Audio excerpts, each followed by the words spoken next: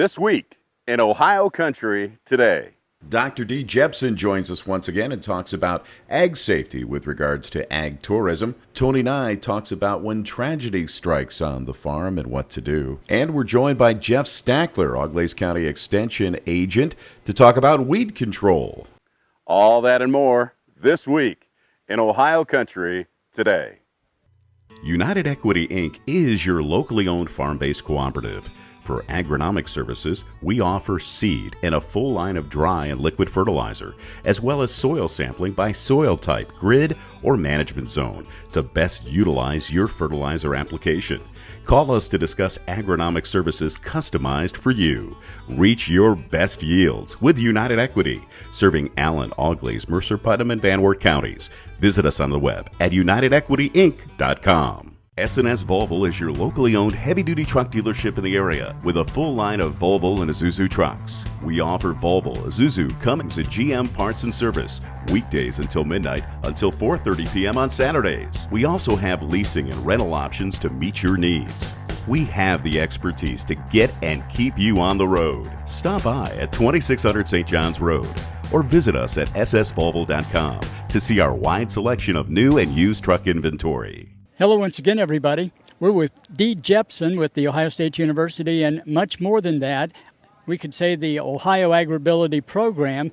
D, how does everything tie together with how the Agriability Program has evolved over the years? Agriability, when we first brought it into Ohio, 2009, we started with the farming community, and now we're helping the farm community that invites the public to their farm through agritourism. So we're kind of growing our program similar to farmers are growing their businesses and their program. And as they start to explore with the pumpkin patches and things, how is accessibility, maybe not for their own workers, but for the general public that they invite on? So it's kind of exciting to see agritourism grow in the state, and then agriability reacting and assisting in those areas. Well, I would see a need for education among farmers and also education to those people visiting the farms.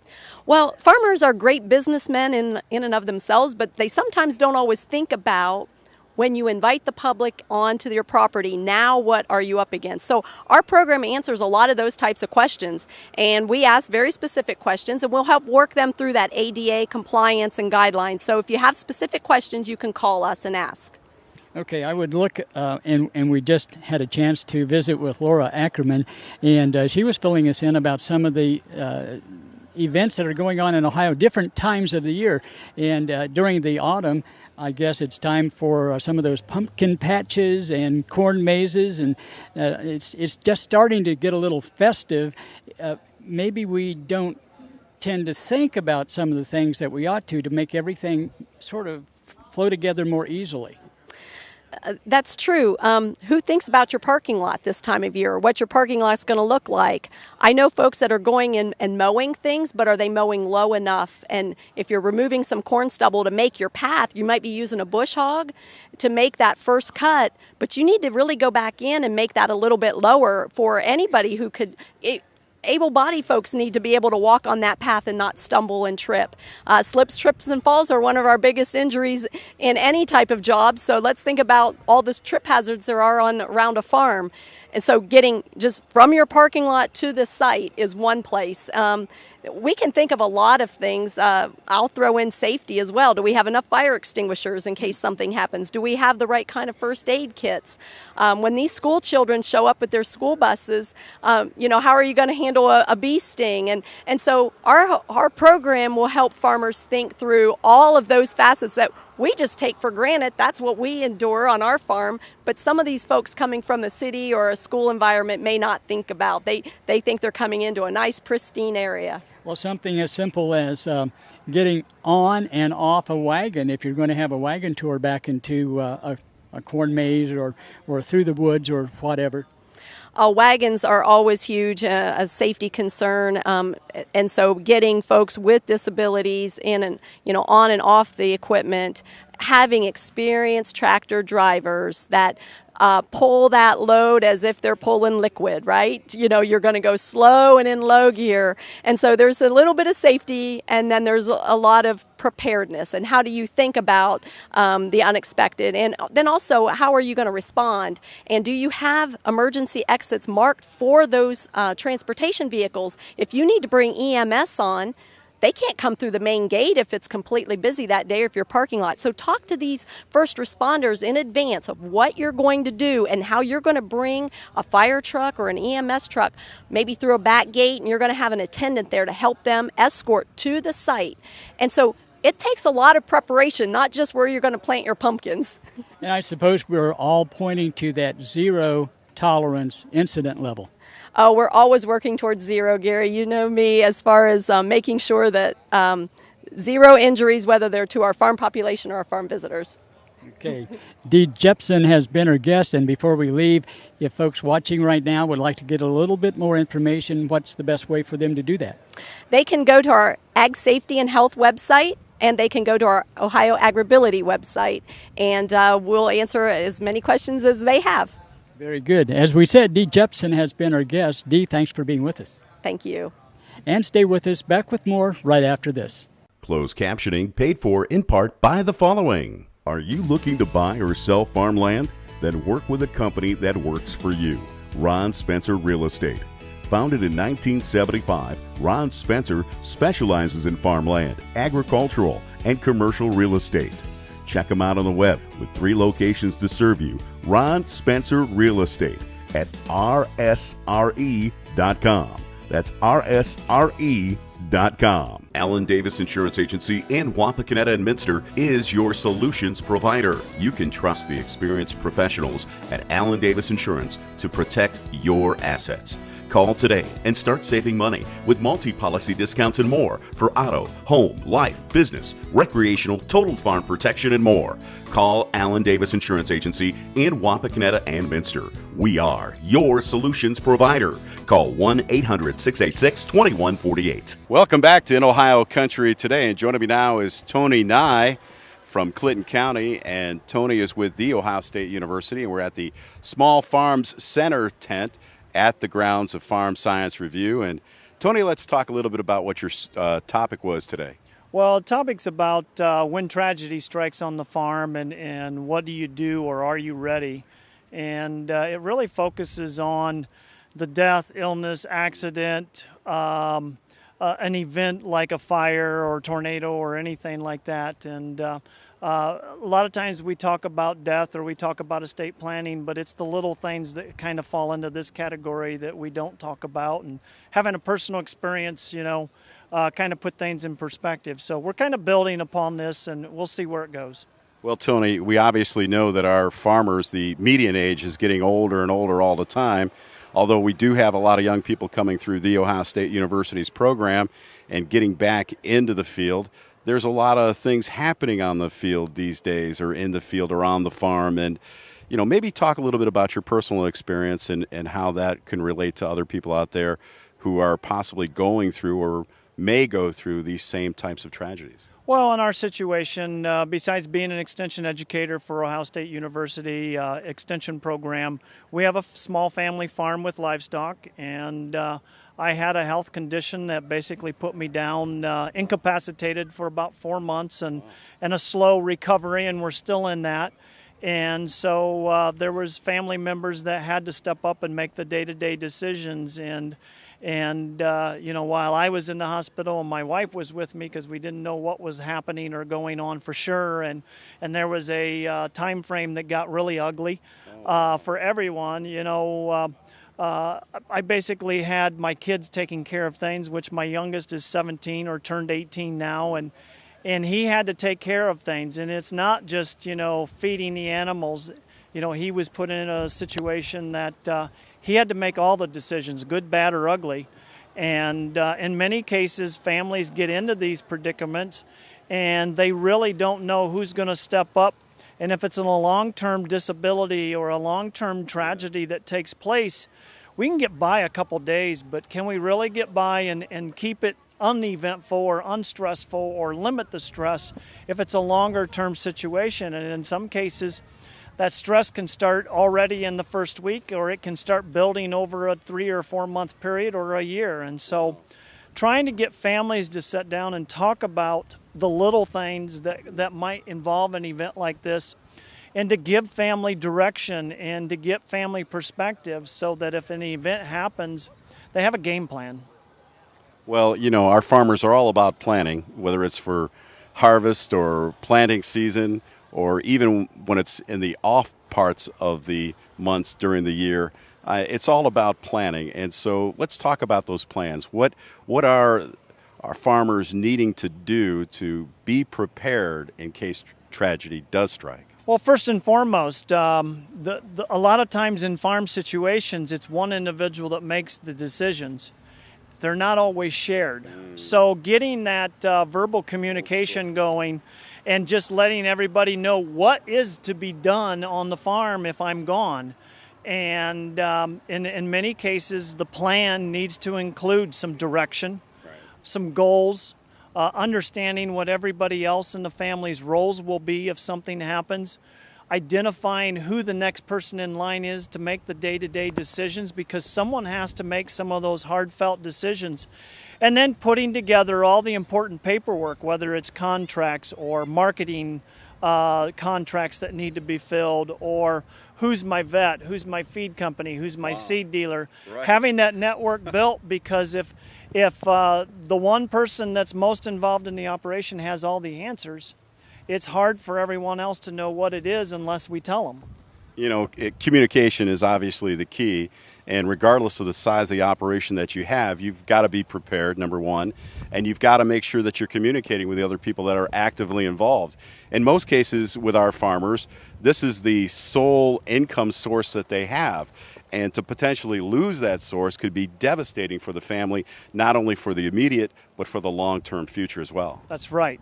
So knowing, any life directives, are there attorneys involved, are there tax preparers involved, having an understanding of who else is involved in the operation, whether it's direct or indirect, and then, knowing what the game plan is to keep things either going. And sometimes it can involve a transition that says the farm is going to continue, or it's a transition to exit farming because of what happened. Well, it sounds like it was a very good seminar, and if people want more information about this particular topic, where can they go?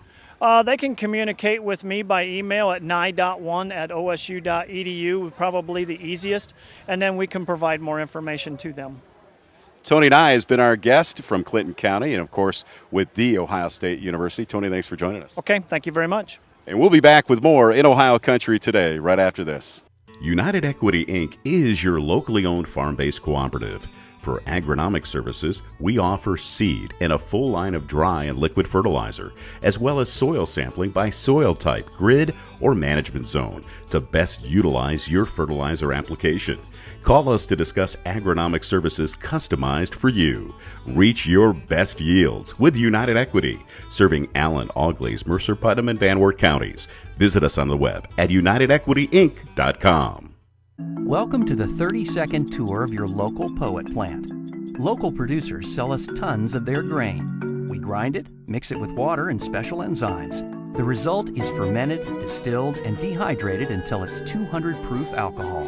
Corn oil is extracted, and protein and nutrients are condensed, dried, and turned into animal feed, bringing our tour to an end with high-protein feed and cleaner-burning high-octane fuel. Visit poet.com to learn more.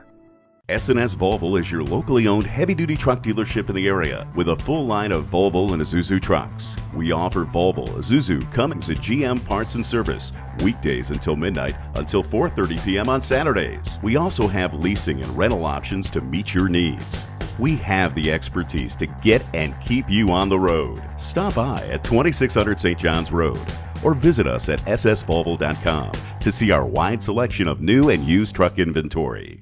Allen Davis Insurance Agency in Wapakoneta and Minster is your solutions provider. You can trust the experienced professionals at Allen Davis Insurance to protect your assets. Call today and start saving money with multi-policy discounts and more for auto, home, life, business, recreational, total farm protection, and more. Call Allen Davis Insurance Agency in Wapakoneta and Minster. We are your solutions provider. Call 1-800-686-2148. Welcome back to In Ohio Country today, and we're out here close to Spencerville, Ohio, out here at the Northwest Ohio Field and Stream. They have a beautiful facility out here, shooting range, really nice pond, picnic area. We're out here today with Jeff Stachler, OSU Extension agent for Auglaize County. And Jeff, you want to talk a little bit, well, tell us a little bit about your background and give us a little bit of tell folks how Extension helps, whether you're in the city or out of the city. Yeah, thanks, Alan. Again, my name is Jeff Stachler, and I've been the county extension educator here for about since March of 2015. And I have a farm background and have a degree in agronomy from Ohio State as a bachelor's degree, and I have 2 degrees in weed science for my master's and PhD. So I've studied quite a bit about weeds and agronomy. And Extension is a place to get unbiased information to homeowners and farmers and people in the farming related businesses. We provide information from our university as well as other universities if we can't get it from our university, and make sure it's timely and accurate information to help all segments of the communities in Auglaize County. Well, yeah, you just made that mention. You know, I've got to have you take a look at my evergreens and my windbreak because I think I might have some kind of disease in there. So that's something else that you're here to help not only the farmers but the consumer as well. Yes, I've gone out and helped homeowners identify insect and disease problems in their landscape, whether it's turf or trees or flowers. I've helped in many different situations.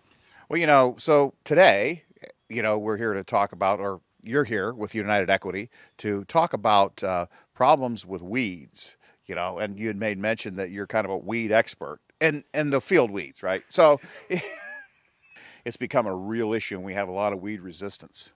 Yes, we do. And our number one problem in Auglaize County is water hemp. Unfortunately, our county is number one in the state with the amount of water hemp in the fields. I just completed my survey around the county looking at weed control in soybeans, and about 52% of our soybean fields have water hemp in right now at this time of the year, and that's just way too much for a weed that it is very problematic. It has a lot of genetic diversity, it has a lot of seed production, it is an opportunity to have resistance to many different herbicides. It has resistance to herbicides more than any other weed species out there, and so it becomes a huge problem in managing it when you have that many types of resistance.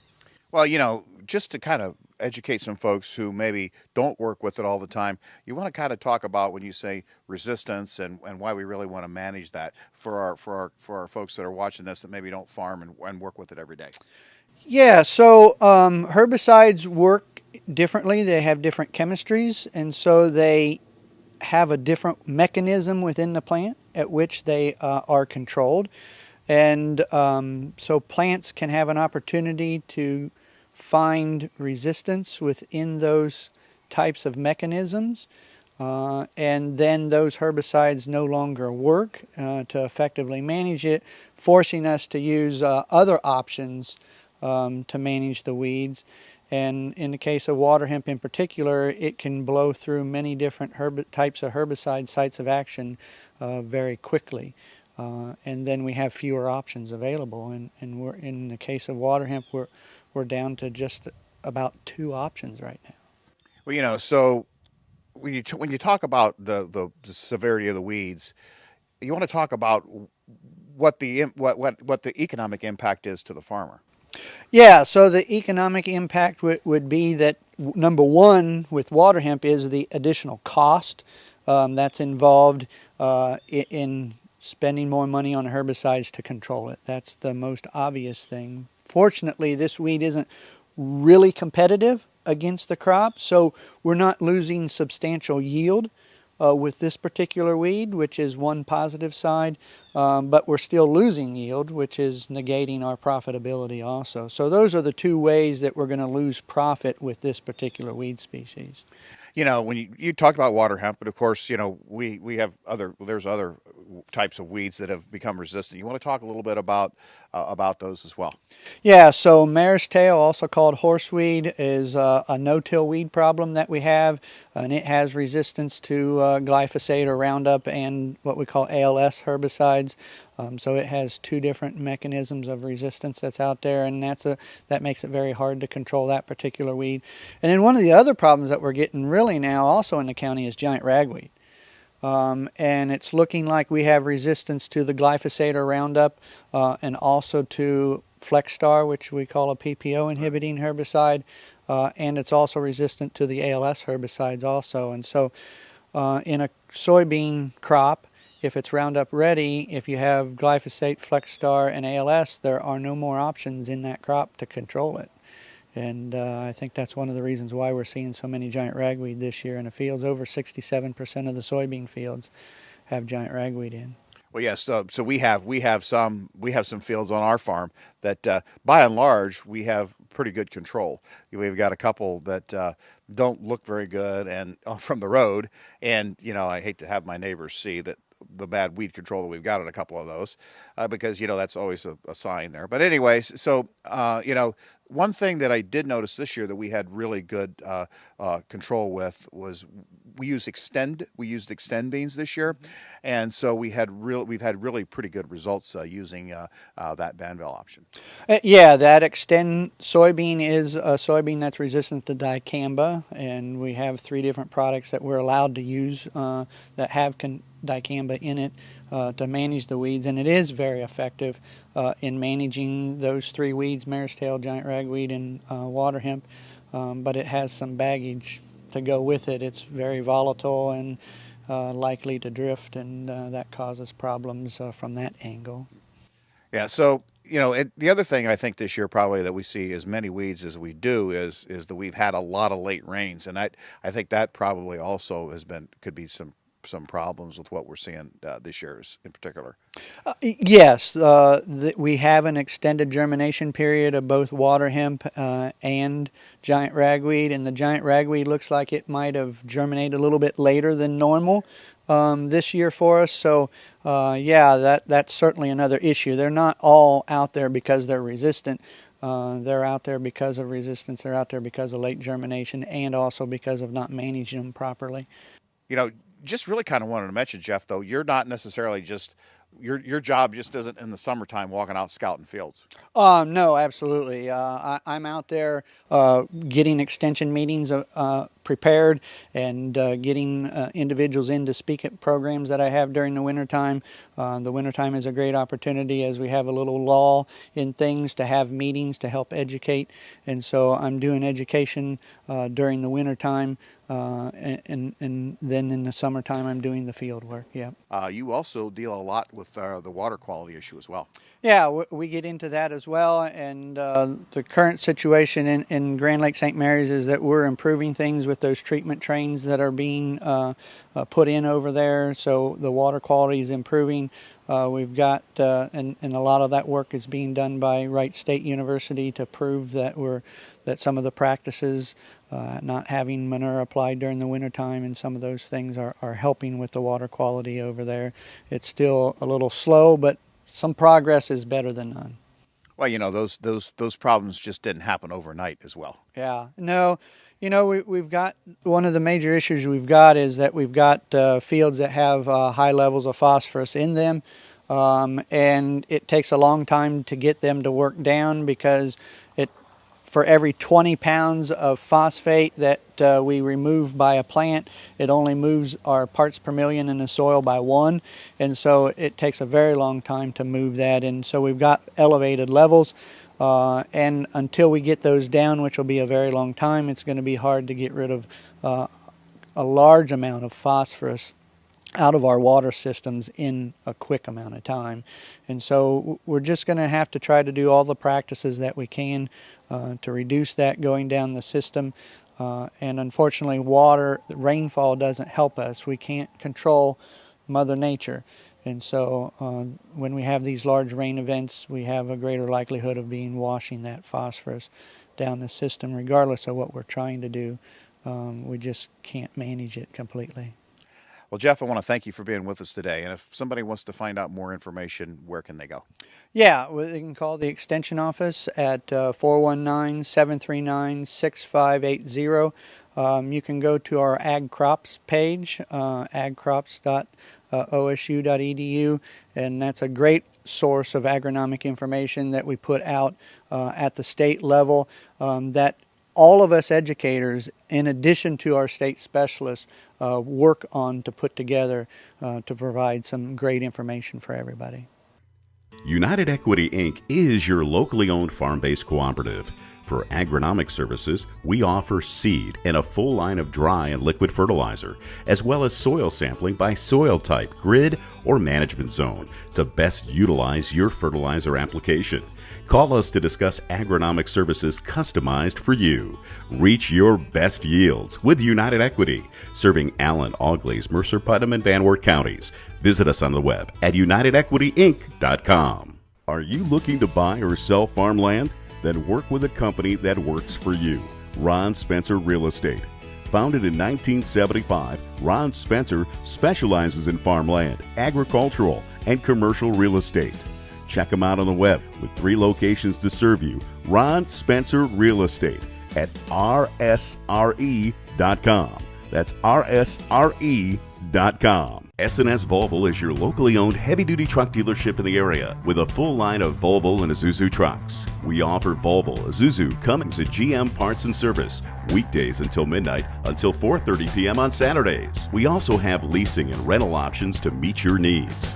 We have the expertise to get and keep you on the road. Stop by at 2600 St. John's Road or visit us at ssvolvo.com to see our wide selection of new and used truck inventory. Hey, that's going to do it for this week's edition of It Ohio Country Today. Be sure to check us out on Facebook. We have a YouTube channel and more. You can always check out our website at itohiocountry.com. Have a good day, everybody.